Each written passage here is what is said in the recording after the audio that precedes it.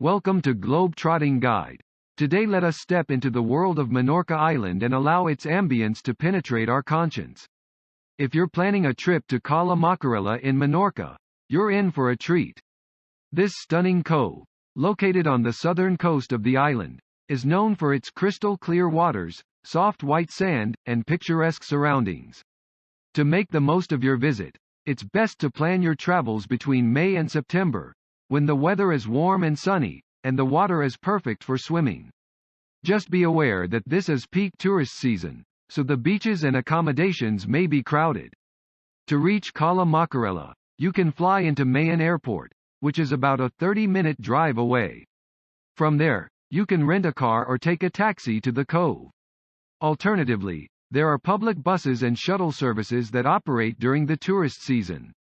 When it comes to accommodation, there are plenty of options to choose from near Cala Macarella, including hotels, apartments, and villas. However, it's advisable to book in advance, especially during peak season, to ensure availability. Once you arrive, the main attraction of Cala Macarella is, of course, the beach. Spend your days swimming, snorkeling, and sunbathing in the turquoise waters, or exploring the nearby coastline and cliffs. You could also take a boat tour, or hike in the surrounding hills for breathtaking views of the Mediterranean.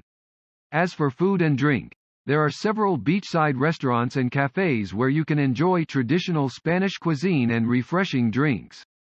Be sure to try the local seafood dishes and Menorcan gin, which is a specialty of the island. Overall, a trip to Cala Macarella in Menorca is a fantastic opportunity to relax and soak up the natural beauty of the Mediterranean. Just remember to pack sunscreen, a hat, and plenty of water to stay hydrated during your travels.